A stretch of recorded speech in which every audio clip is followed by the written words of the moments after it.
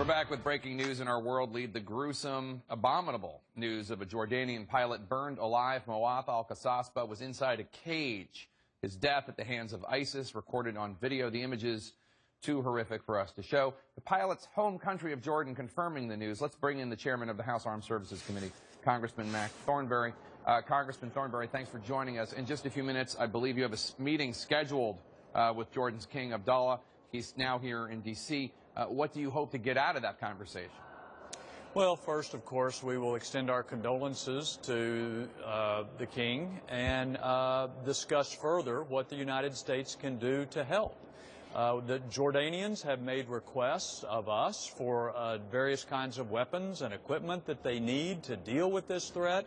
And I think the events of today point out to all of us, hopefully, just how urgent that demand is. They're on the front lines. So Jordan has wanted to get more involved in the battle, and the U.S. has not been providing them with the weaponry? Or has Jordan not been as eager to get involved with the battle? Where are we exactly on that? I think Jordan is very eager to be involved. They obviously cannot do it all themselves. They have made some specific requests of the United States for various weapons and equipment, and that was really going to be the subject of our meeting with the King, as well as how we fight this ideological battle. And I think those people who say that this was botched and it's really going to turn people off are missing who the true target is. It's not us. It is the people who could potentially be recruited to join these ranks. And so that's part of the reason they feel, I believe, this need to continue to escalate the brutality of what they do. The Obama administration is certainly not telling Jordan what to do, but administration officials think that Jordan should not now execute prisoners like that female suicide bomber. The argument is basically that Jordan right now has the moral high ground, and this act by ISIS reinforces the legitimacy of the fight against ISIS. Do you have an opinion on whether or not Jordan should execute this female suicide bomber or any other ISIS prisoners? I tell you what, I believe that the King is absolutely committed to doing everything he can to push back against this enemy and against this ideology.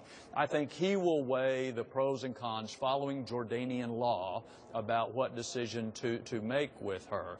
But I hope that the United States will play a more active role, not only with Jordan, but with other interested countries to again, push back not only against the specific physical acts, but against the ideology that is growing larger and larger around the world. Congressman, what do you want the United States to do? What more should the United States be doing to fight Islamic extremism? Yeah, well, you just heard some of it in a previous interview. Now the King and previously the President of Egypt have spoken out against this being consistent with the Muslim religion. I think the United States can do a lot more to push other clerics of the Muslim faith as well as national leaders to battle this ideology and to see that we have a more sophisticated social media presence in fighting it, because obviously these guys rely a lot upon social media to advance their cause. We're not really doing so much on our side. So we can't do this alone. We can't even be at the front of the battle. But the United States has a key facilitating role in battling this ideology, and we really haven't been doing that. And obviously we're all very concerned about the other ISIS hostages, especially, of course, for the American woman being held hostage by ISIS. What do you think today's action might mean for her?